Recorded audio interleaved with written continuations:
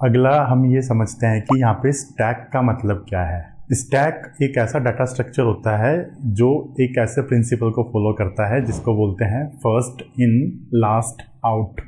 इसको मैं आपको एग्जांपल देके समझाता हूँ। यहाँ पे मेरे पास एक स्टैक है, अगर मेरे को इसके अंदर कुछ वैल्यू स्टोर करनी है तो वो यहाँ पे स्टोर हो जाएगी। जैसे कि मैंने यहाँ पे वैल्यू 1 को स्टोर कर रखा है। फिर मेरे को अगर दूसरी वैल्यू स्टोर करनी है वैल्यू 2 तो वो इसके ऊपर स्टोर होगी। फिर 3, 4, 5, 6। तो इस तरीके से जो भी वैल्यू सबसे पहले आ रही है वो सबसे पहले स्टैक में स्टोर होती है। और जब हम स्टैक में से किसी वैल्यू को निकालते हैं तो जो सबसे लास्ट में वैल्यू हमने स्टोर करी है उसको सबसे पहले निकाला जाता है। जैसे कि इस केस में जो सबसे ऊपर वाली वैल्यू है वो सबसे लास्ट में स्टोर हुई है। तो जब हम स्टैक में से किसी वैल्यू को निकालेंगे तो सबसे ऊपर वाली वैल्यू सबसे पहले निकलेगी, फिर उसके बाद second last value, then third last, and इस तरीके से जो सबसे पहले हमने स्टैक में पुश करा है उसको हम सबसे लास्ट में निकालते हैं। ये इसी तरीके से काम करता है और इसको इसी तरीके से डिजाइन करा हुआ है। यहाँ पे मैं कंपैरिजन के लिए एक दूसरा एग्जांपल लेता हूँ क्यू का। क्यू को आप इस तरीके से इमेजिन कर सकते हो जैसे जो सरकारी दफ्तर होते हैं उसके अंदर जो लंबी लंबी लाइन लगी होती है ना, वो एक तरीके से आपकी क्यू है। उस क्यू के अंदर जो बंदा सबसे पहले आता है उसका काम सबसे पहले होता है और वो सबसे पहले क्यू से एग्जिट ले लेता है। तो क्यू में जो आपका कंसेप्ट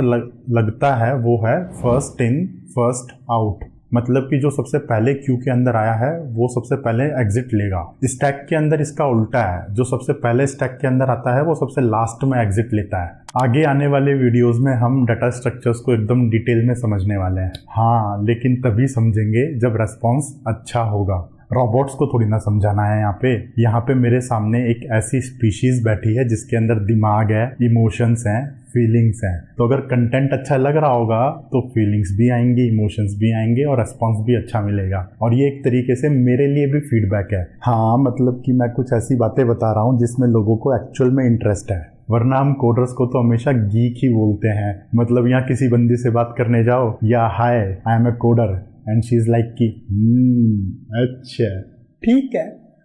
यहाँ गया हमारा इंप्रेशन पानी में।